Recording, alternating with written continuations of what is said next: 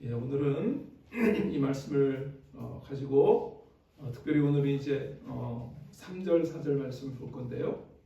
이 말씀을 가지고 상처에서 치유로 그 말씀을 나누려고 합니다. 우리 하나님의 말씀 함께 따라해 볼까요? 시작. 상처에서 치유로. 영어로 From wounds to healing. 우리 지난주에 설교 제목이 뭐였죠? 수위에서 존재로. 좀 철학적인 제목이었는데 오늘은 그렇게 철학적이지 않아요. 쉽죠? 상처에서 치유로. 우리 지난 주일부터 시편 23편을 가지고 이번 한 달, 2월 한 달이 설교 시리즈 제목이 뭐라 그랬어요? 나의 목자, 나의 생명. 이런 주제로 말씀을 나누고 있습니다. 특별히 이제 지난주 소개해드렸던 우리 그다음 페이지 보시면 이 책, 우리 필립 켈러 목사는 아니고 평신도였는데요. 실제적으로 아프리카에서 선교사의 아들로 태어나서 그곳에서 이제 목자의 경험을 한 거죠. 양을 쳤던 그런 경험을 했던 그분의 책을 제가 참고해서 이 시편 23편을 조금 더 깊게 보고 있는 중입니다.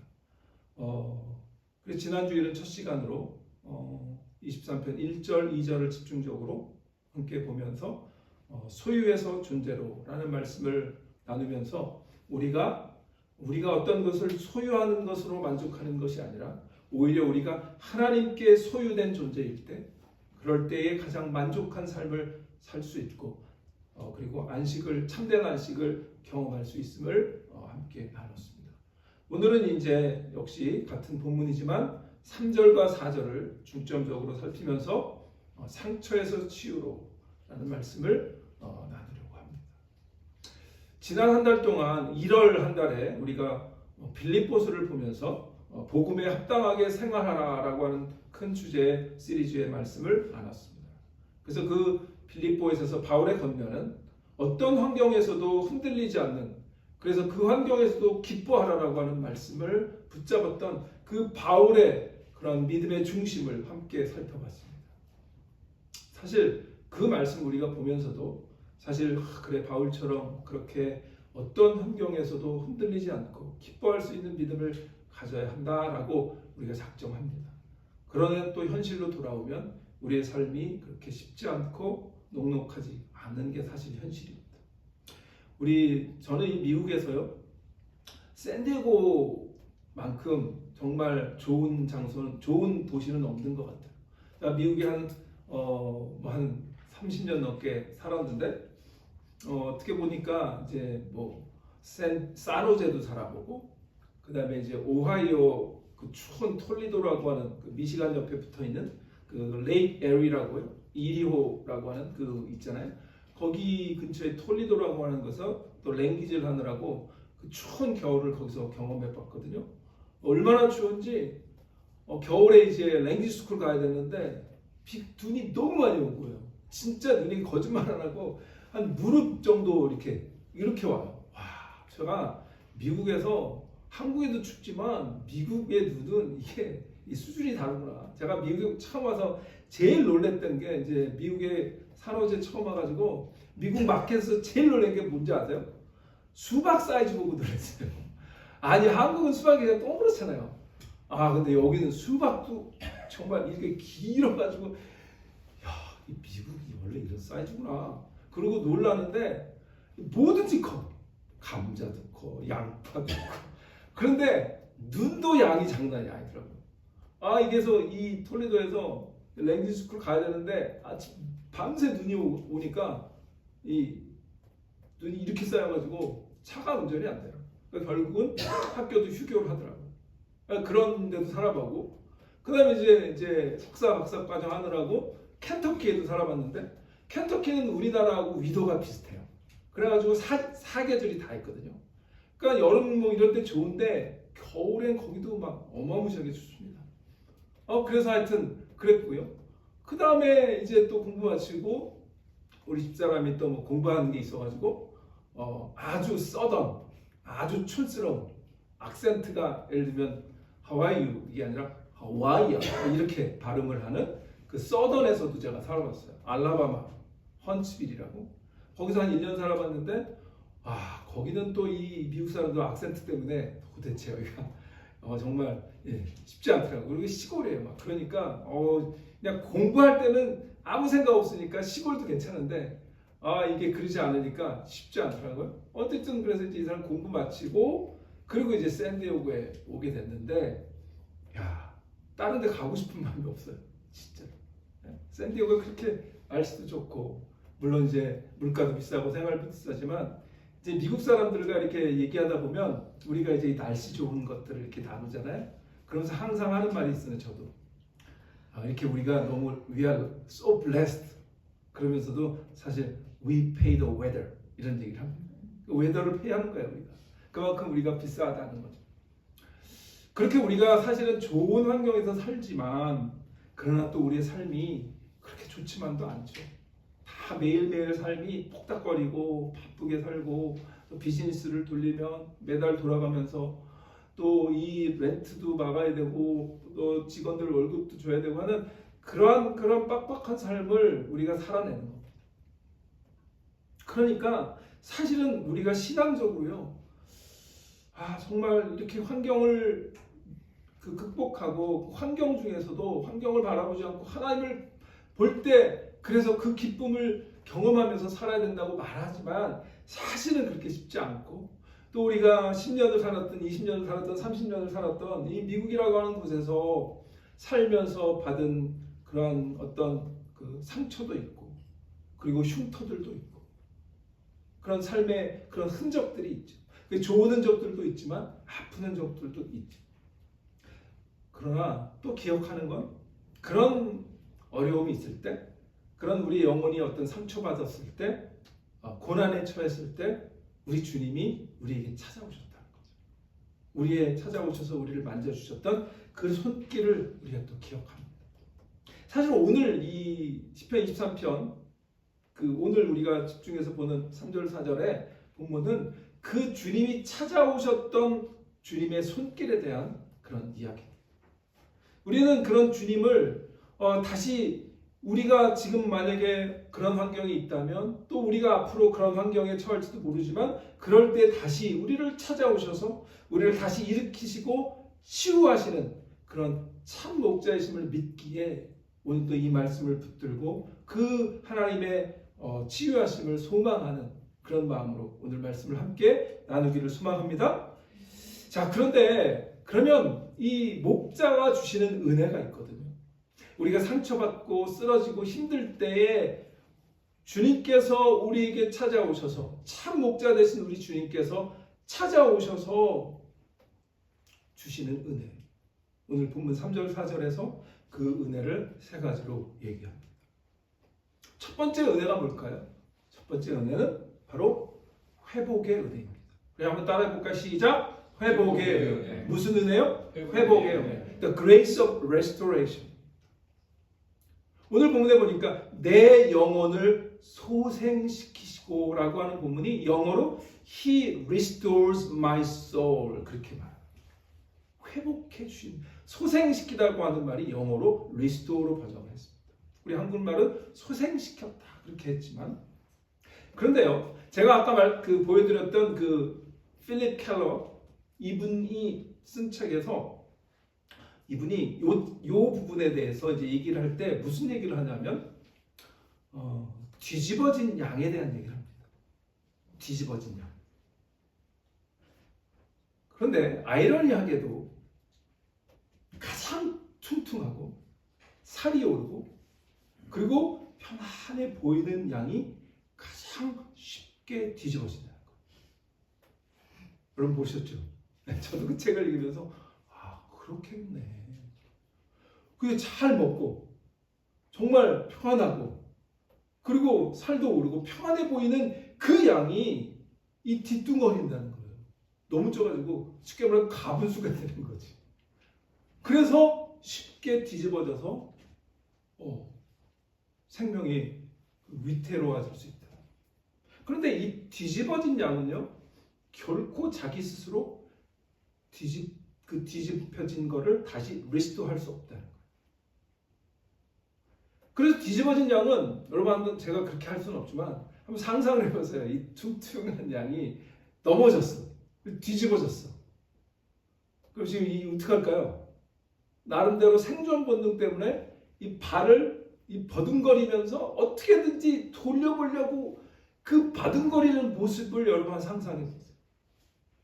하늘 안에서 다리를 버둥거리고 그리고 아무리 그래도 뒤집어지지 않으니까 다시 원위치로 돌아오지 않으니까 이제 지금 그 다음부터는 어떻게 하죠?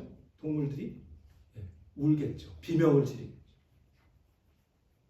그러니까 이 뒤집어진 양은 목자가 와서 그 원상태로 복귀시켜 주지 않으면 그곳이 바로 무덤이 된다는 거예요.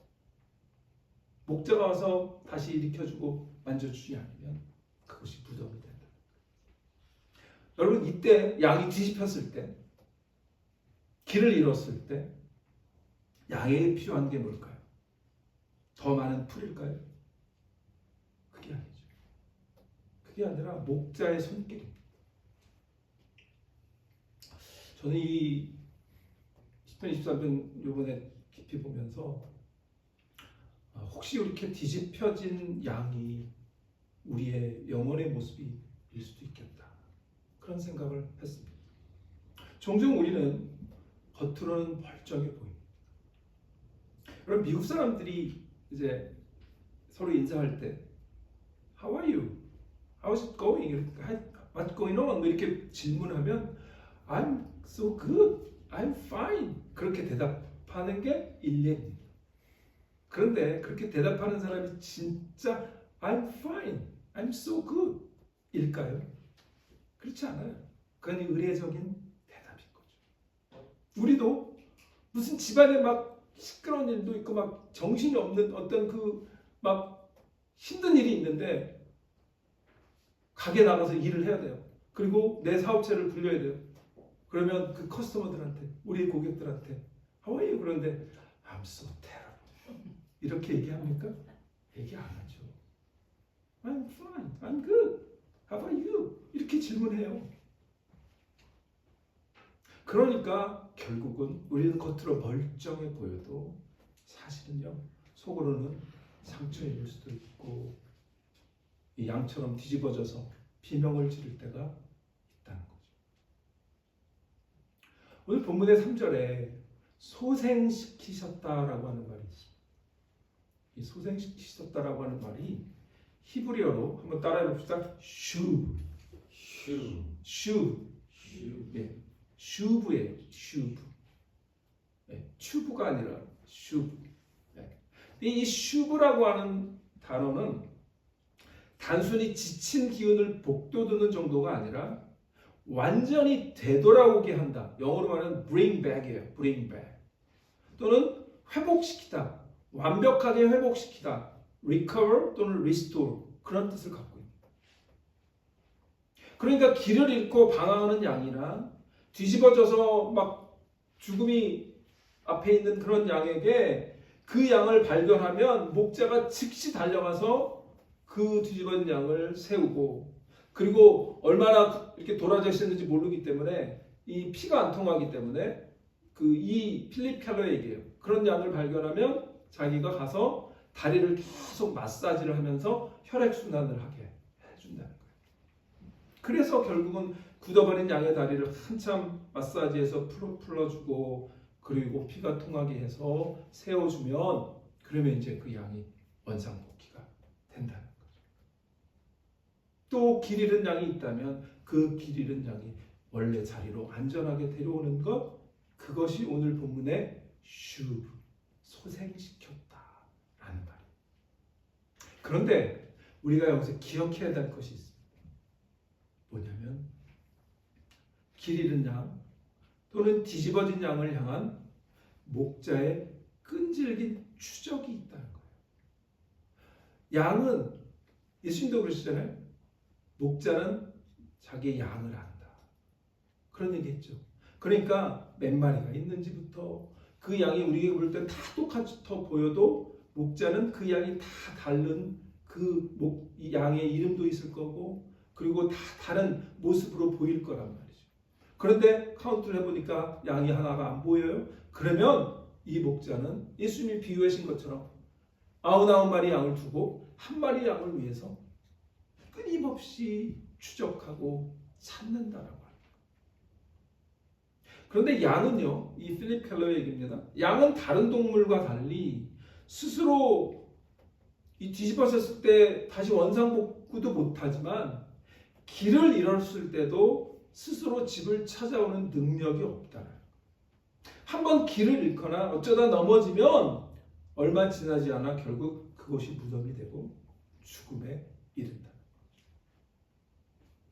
그러니까 오늘 우리가 시편 23편은 다윗의 시인데요. 다윗이 그걸 아는 거죠. 자기가 목자를 하면서 경험했던 거기 때문에. 그런데 안타깝게 이 목자였던 그리고 이스라엘의 왕이었던 이 다윗이 자기가 목자였을 때의 초심을 잃어버렸죠. 왕이 돼서. 그래서 범죄를 하잖아요. 성적인 범죄를 저지릅니다. 그리고 바세바의 아내를 취하게 되고 결국 그 범죄를 숨기기 위해서 그 바세바를 전쟁터 앞으로 나가서 죽음을 당하게 하는 그런 죄를 범하게 됩니다. 그러니까 이 다윗도 어떻게 보면 영혼이 완전히 뒤집어져서 영적으로 죽어가는 상태였을 겁니다. 근데 하나님께서 다윗을 정말 사랑하셨던 것 같아요. 이럴 때 하나님 누굴 보내서요? 나단 선지자. 나단이라고 하는 선지자를 보내셔서 그에게 직설적으로 그 다윗의 죄를 지적하게 하시죠. 그리고 그를 회복시키십니다.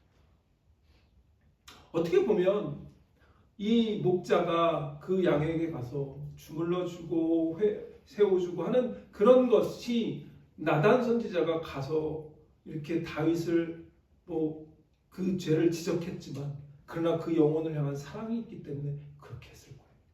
결국 그래서 다윗은 그 상태에서 다시 회복됐고 그래서 그 회복되면서 하나님께 드렸던 기도가 그 유명한 시편 51편인 거예요. 우리 시편 51편 볼까요? 거기서 10절 12절에서 이렇게 얘기하죠. 하나님이여 내 속에 정한 마음을 창조하시고 내 안에 정직한 영을 새롭게 하소서. 나를 주 앞에서 쫓아내지 마시고 주의 성령을 내게서 거두지 마소서. 그러면서 12절에 다윗이 그 얘기를 합니다. 주의 구원의 즐거움을 내게 회복시켜 주시며 여기서 restore가 나오죠. 나의 영혼을 소생시켜 주십시오라고 하는 거죠. 회복시켜 주시고 자원하는 심령을 주사 나를 붙드소서. 그렇게 얘기합니다. 그러니까 다윗은 그때 범죄했지만 뒤집어졌지만 그러나 나단 선지자의 그 말씀을 하나님이 주신 말씀으로 분명히 믿고 하나님 앞에 회개하고 회복됐다라고 하는 거죠. 우리가 사실 그럴 때 있어요. 상처받고 넘어지고 그럴 때 하나님은 여러 가지 방법을 통해 하나님께서 친히 목자시기 때문에 다 여러 가지 방법을 통해서 우리를 회복시키기 위해서 우리를 끝까지 추적하시는 거죠. 그것이 내가 묵상하는 말씀일 수도 있고요. 또 주일날 목사를 통해서 주시는 말씀일 수도 있고요. 또는 주위 어떤 사람의 어떤 한마디일 수도 있고요. 하나님은 그런 여러 가지 통로를 통해서 우리의 넘어진 영혼을 회복시키시는 분인 줄 분명히 믿으시기를 바랍니다. 다윗만 하나님의 마음에 합한 자가 아니라 우리도 하나님의 마음에 합한 자입니다. 그래서 주님은 우리를 끝까지 포기하지 않고 우리를 사랑해 주셔서 우리를 회복시키기를 원하시는 그런 우리 주님이신 것을 분명히 기억하시기를 바랍니다. 그래서 이 영혼을 소생시키시며 라고 하는 이 3절의 말씀은 우리가 영적으로 넘어졌을 때, 힘들 때, 고난의 길을 걸을 때 주님께서 우리를 다시 한번 찾아와 주셔서 나의 코에 생기를 다시 불어넣고 생명의 자리로 되돌려 놓는 그런 주님의 놀라운 회복의 은혜인 줄 분명히 기억하시기를 바랍니다. 그래서요, 베드로가요, 이렇게 얘기할 수 있었던 거예요. 베드로전서 2장 25절에서 이렇게 얘기합니다. 우리 같이 한번 읽어볼까요? 시작. 너희가 전에는 양과 같이 길을 잃었더니 이제는 너희 영혼의 목자와 감독 되신 이에게 돌아왔느니라. 아멘.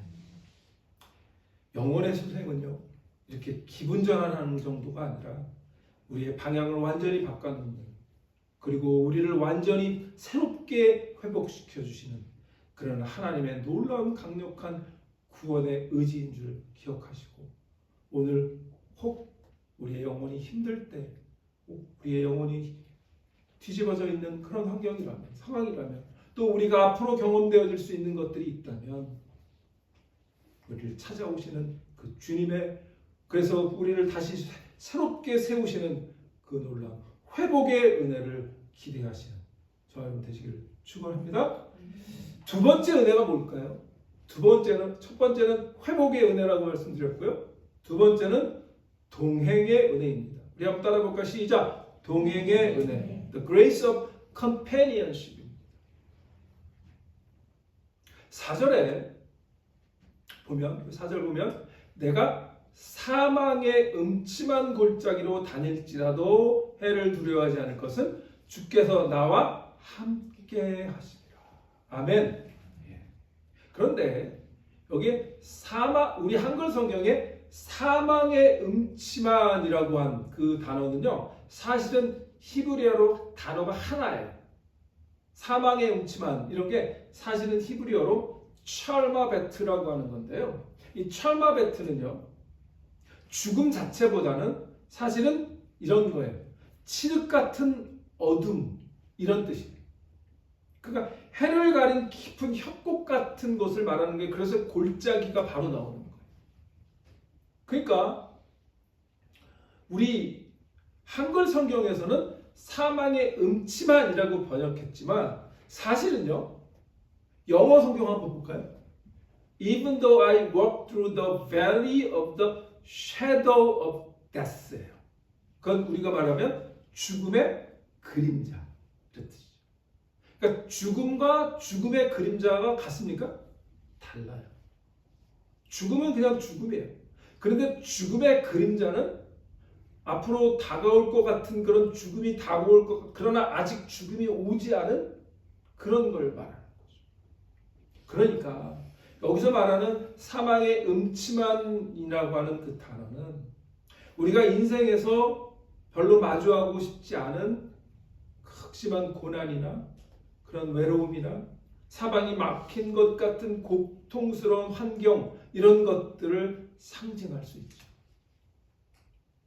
그러니까 죽음처럼 어두운, 이렇게 번역한 말이에요. 내가 죽음처럼 어두운 골짜기로 다닐지라도, 이렇게 얘기하는 게 맞을 거예요. 그런데요, 이 구절을 제가 이렇게 여러 가지 주석들 이렇게 보니까 매튜 헨리라고 하는 총교도 목사님이 계세요. 유명한 주석을, 성경 전체 주석을 한 권으로 내신 유명한 목사님이에요. 매튜 헨리. 근데 이분이 이 구절에 대해서 이렇게 얘기를 합니다. 뱀의 그림자는 우리를 물 수 없고 칼의 그림자는 우리를 베지 못한다. 굉장히 통찰이에요. 그러니까 뱀이 다가오는 것 같은 그림자가 있다면 그 그림자는 우리를 물 수 없다. 칼이 그림자가 있다면 그 그림자 자체는 우리를 벨 수 없다. 라고 얘기를 하는 거죠. 그게 바로 이 장면을 그대로 묘사한 겁니다. 비록 어둠의 그림자가 우리를 덮칠지라도 그것은 실체가 아니라는 거죠. 그림자일 뿐이라는 거죠. 그래서 우리를 파멸시킬 힘이나 그런 우리를 완전히 다 쉽게 말하면 잡아먹을 그럴 힘이나 능력이 없다라고 하는 사실이 사실은 이 구절 속에 숨어있는 의미예요. 그러나 물론 그렇다도 우리가 죽지 않더라도, 우리가 파멸되지 않더라도 그 과정을, 그 골짜기를 누구도 사실은 지나가고 싶지 않죠.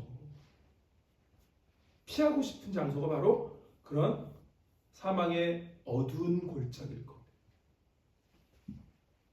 그런데요, 이 필립 켈러라고 하는 이분이 이 책에서 이 부분을 얘기하면서 이렇게 얘기합니다.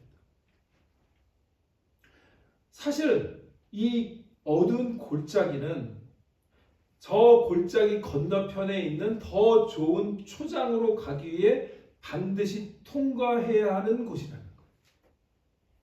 자기가 목자의 경험을 해보니까 그 좋은 초장, 높은 초장, 고원에 있는 초장을 가려면 그 산의 골짜기들을 항상 지나게 되더라는 거예요.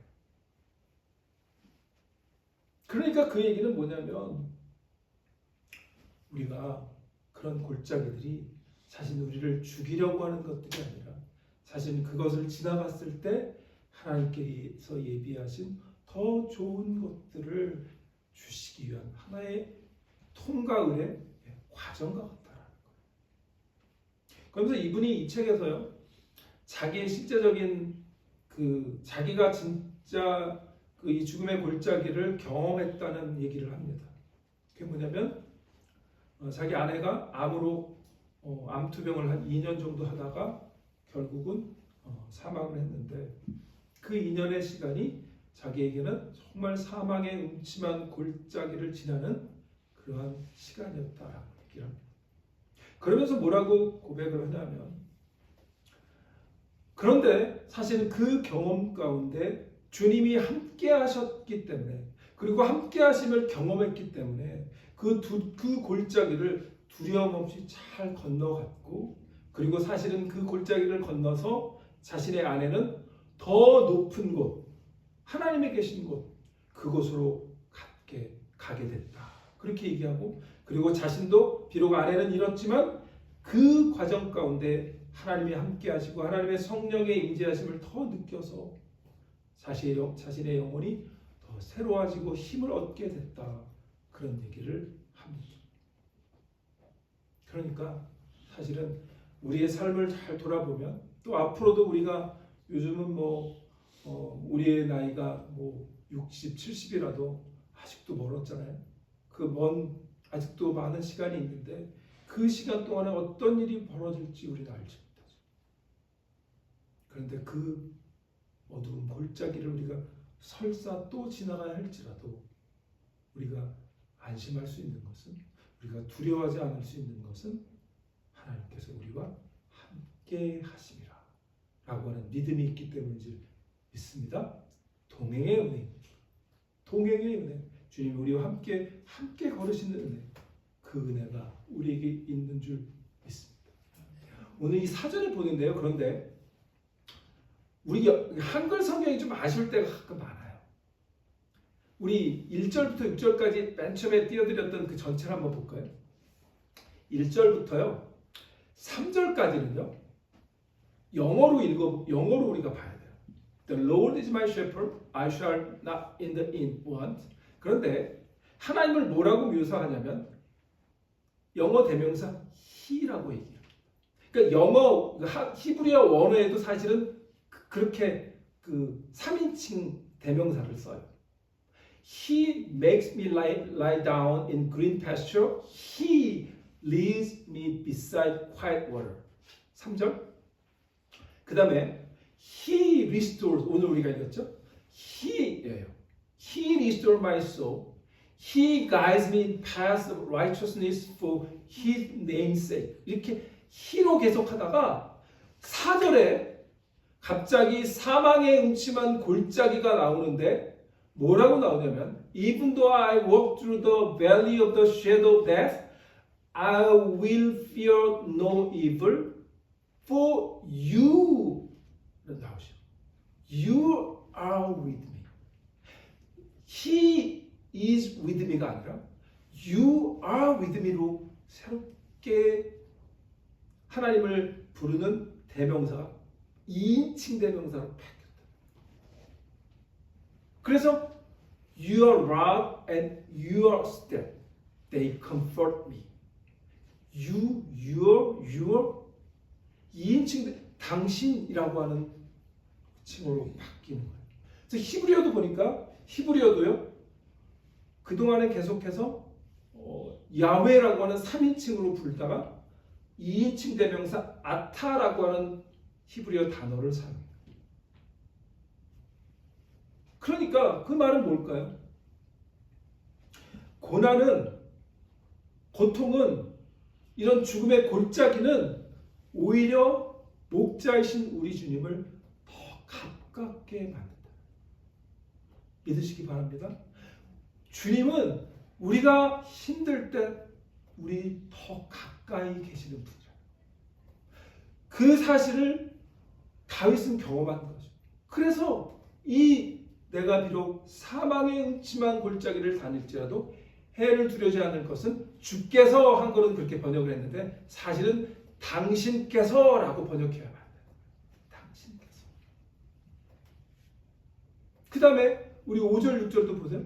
그 이후로는 계속해서 뭐예요? 주께서라고 한 번역한 게 우리는 뭐예요? You prepare. 그 다음에 You anoint. 그렇죠? 그 You로 바뀐 거예요.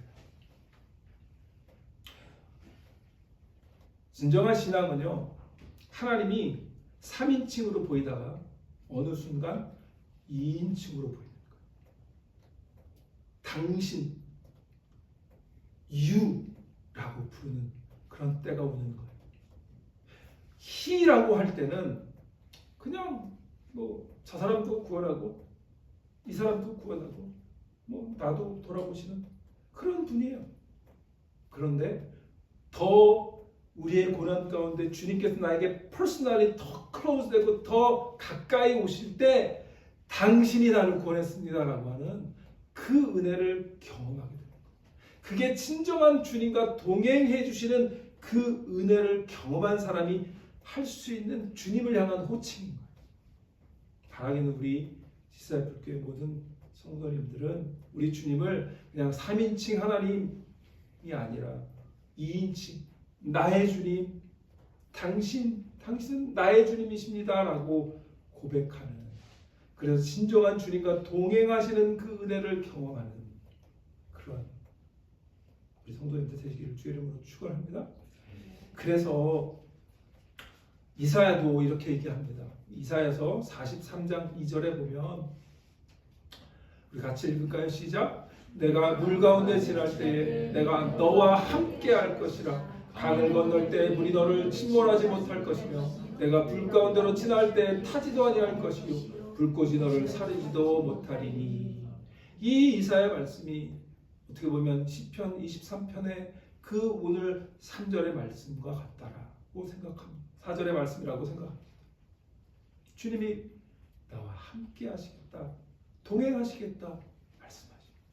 그 은혜가 여러분 한 주간, 그리고 특별히 이제 다가온 사순절 기간 주님의 말씀을 묵상함으로 하나님의 동행의 은혜를 누리시는 여러분 되시기를 축복합니다. 마지막으로요, 무슨 은혜가 있을까요? 자, 무슨 은혜? 첫 번째 무슨 은혜? 회복의 은혜. 두 번째 무슨 은혜? 동행의 은혜. 세 번째는 보호의 은혜.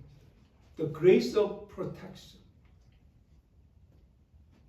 그래서 여기 보면 우리가 주목해야 될 단어가 있는데 주의 지팡이와 막대기가 나를 안위하시나이다. 이제는 골짜기 속에서 우리를 지키시고 보호하시는, 우리가 사실은 그 골짜기를 지날 거예요. 근데 주님이 동행하시면서 구체적으로 우리를 어떻게 도우시고 보호하시는지를 이 시편 23편 다윗이 얘기하는데, 그게 자기의 목자의 경험 때 자기가 양들을 보호했던 그 단어를 사용하는데, 그게 뭐냐면 지팡이와 막대기. 그래서 목자는 양을 보호하기 위해서 이 성격이 다른 두 가지 도구를 사용하는데, 이 두 가지 도구는 우리를 향한 하나님의 돌봄과 보호하심이 얼마나 세심한지를 보여주는 거예요. 근데 안타까운 건 또 역시 우리 한글 성경이 조금 아쉬운 게 있어요. 이게 사실은 번역이 거꾸로 돼야 돼요. 주의 지팡이와 막대기가 아니라 주의 막대기와 지팡이라고 하는 순서가 바뀌어야 돼요. 그게 원어에 맞아요. 그래서 근데 영어는 제대로 했어요. Your rod and your staff. 그러니까 첫 번째가 막대기고요, 두 번째가 지팡이여야 돼요. 자, 우리 하나하나 볼게요. 이 막대기는 히브리어로 쉐베트라고 하는 말인데요. 막대기는 방어의 도구예요. 그래서 일이나 이 사람 짐승이 오면 싸워서 양을 지키는 거예요. 제가 우리 그림 보죠? 이게 이제 목자의 도구인데요. 이 필립 켈러가 이 막대기는 쉽게 말하면 우리나라로 말하면 몽둥이, 몽둥이라고 생각하면 돼요. 이거 라드인데요. 근데 이 목자의 도구, 이것은 필립 켈러가 이 책에서 이렇게 세 가지 얘기를 합니다. 이건 이제 권위의 능력이고 방어의 상징인데, 첫 번째 반어, 디펜스예요. 그러니까 맹수가 나타나면 이 몽둥이를 던지거나 이 몽둥이를 이렇게 오면은 그 몽둥이를 이렇게 때려가지고 그 양을 보호하는 그런 도구가 이 막대기인데요. 두 번째는 디스플레이, 징계 도구이기도 하다는 거예요. 자, 아까 제가 나단 선지자 얘기했는데 사실은 나단을 보내셨던 건 하나님의 막대기로서의 쓰임 받은 거라고 생각할 수 있어요. 그래서 다윗을 향해서 징계하시는 거죠. 그래서 이 막대기로 양이 잘못된 길로 갈 때 옆에 이렇게 던져서 깜짝 놀라게 하면서 다시 돌아오게 하는 그런 도구라는 거죠. 그 다음에 또 하나는 뭐냐면 계수와 감시를 한다는 거예요. 계시와 검사, examine, counting and examining. 그게 뭐냐면 막대기 아래로 지나가게 하는 그런 행위를 한다는 거예요. 그래서 그 막대기 아래로 지나가면서 카운팅을 하면서 양의 상태까지 이렇게 보게 되는 거예요. 그래서 그 양에 무슨 기생충이 이런 어떤 그 해충이 없나, 그런 내 양의 털 상태가 괜찮은가를 이렇게 동시에 보면서 카운팅도 하고 검사도 하고. 그래서 털이 긴 양의 피부병이나 상처를 확인하기 위해서 막대기로 이렇게 털을 헤쳐서 검사한다는 거예요. 그런데 이 필립 켈러가요, 이 막대기를 뭐라고 얘기하냐면 하나님의 말씀 또는 성경이라고 상징으로 얘기한다고 말을 해요. 그러니까 이 막대기는 하나님의 말씀, 성경을 상징하는 그런 도구다, 그렇게 얘기합니다. 두 번째 도구는 뭐냐면 지팡이죠. 여러분, 이 양의 지팡이 있죠? 그러니까 주의 지팡이인데요. 영어로 말하면 스태프예요. 근데 여기는 이 지팡이는 자비와 동정, 인도하심의 상징이라는 거예요. 근데 여기 역시 이 지팡이는 세 가지 기능을 하는데, 첫 번째는 레스큐, 구조하는 거예요. 구덩이에 빠지거나 가시덤불에 갇힌 양을 이렇게 이 끝에 구부러진 부분으로 이 양의 목을 이렇게 걸어서 이렇게 구해주는 그런 역할을 하고, 그 다음에 이 인티머시, 친밀함의 그런 도구기도 한데, 양이 설사 위험한 곳에 가 있지 않더라도 양을 그 목으로 이렇게 끌어당겨서 목자에게 가까우게 하는 그런 인티머시의 도구이기도 하다. 그 다음에 세 번째는 인도, 가이던스. 그래서 양의 옆구리를 지그시 눌러서 양이 이렇게 잘못된 방향으로 가면 이 지팡이로 이렇게 그 옆에 이 양의 옆구리를 이렇게 툭툭 건드려서 이쪽으로 가, 이렇게 그렇게 방향을 잡아주는 그런 역할을 한다는 거예요. 그런데 이 필립 켈러는요, 역시 이 지팡이를 성령님으로 상징한다, 그렇게 얘기를 합니다. 그래서 성령님은 지팡이처럼 부드럽게 우리를 위로하고 인도하시다. 물론 이게 이제 개인적인 자기의 목자의 경험으로서 이 부분을 그렇게 해석하는 건데, 특별히 문제가 없는 해석이라고 생각하고 일리가 있다, 그렇게 저는 받아들입니다. 그러니까 목자의 막대기는 한마디로 사탄의 공격을 물리치는 권능의 말씀이고, 지팡이는 우리를 부드럽게 바른 길로 인도하시는 성령의 세밀한 안위하심이다라고 하는 거죠. 그래서 오늘 말씀처럼 뭐예요? 주의 지팡이와 막대기가 나를 안위하시나이다. They comfort me라고 얘기해요. 그러니까 목자의 보호를 잘 받은 양은 comfort를 느끼는 거죠. 안위함.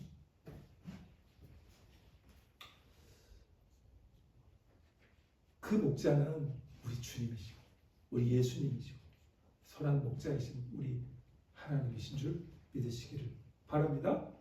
오늘도 주님은 이 지팡이와 막대기로, 또 막대기와 지팡이로 우리를 말씀으로 우리를 가르치시기도 하고 성령으로 우리를 많이 하시면서 우리를 새롭게 하시고 보호하시는 그런 은혜를 허락하신다고 우리에게 약속하십니다. 그 말씀이 오늘 우리를 향한 말씀으로 분명히 받으시기를 주의 이름으로 축원합니다. 그래서 오늘 이 지팡이 이 맞대기를 얘기할 때 사실은 에스겔서에 이런 구절이 있어요.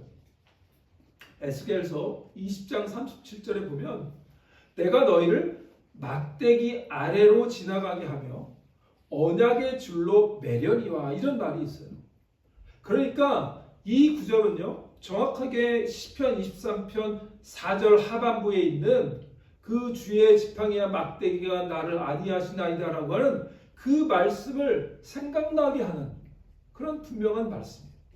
그러니까 어떻게 보면 구약에서는 하나님을 이스라엘의 목자 되시는 분으로 이스라엘은 하나님의 양으로 묘사를 많이 했거든요. 그러니까 하나님이 자신의 막대기로 아래로 지나가게 하면서 그 상황을 보고 그리고 카운트도 하고 그리고 그들을 지키시는 그런 하나님이심을 에스겔도 얘기를 했던 거죠. 이런 목자의 양을 향한 세밀한 살핌과 그런 엄격한 검사 과정 이런 것들이 양에게는 평안하게 되고 위안을 갖게 되는 거죠.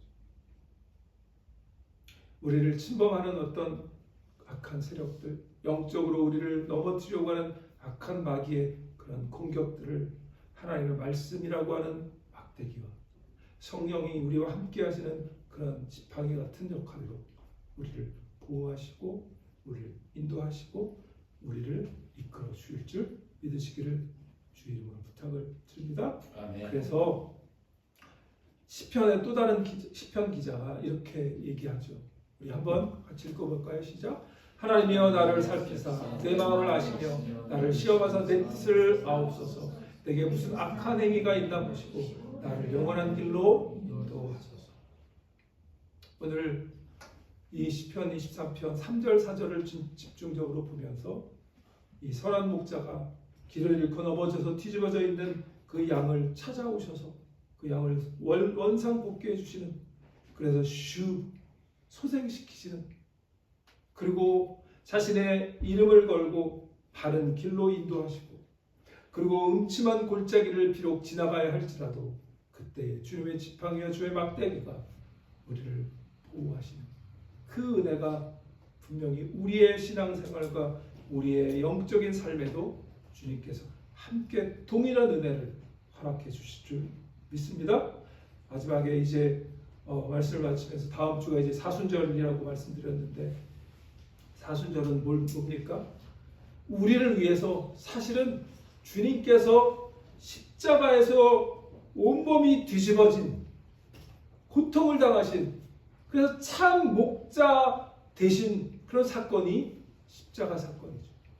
우리 사순절 기간 동안에 부활절을 맞이할 때까지 주님의 그 십자가의 은혜를 기억하면서 하나님의 놀라운 그러한 은혜를, 목자로서의 은혜를 다시 한번 기대하며 사순절을 맞이하시는 그런 저 여러분 되시기를 바라고, 이번 한 주 동안 이 3절 4절의 말씀을 더 한번 깊이 묵상하셔서 은혜를 경험하는 그런 저 여러분 되시기를 주의 이름으로 축원합니다.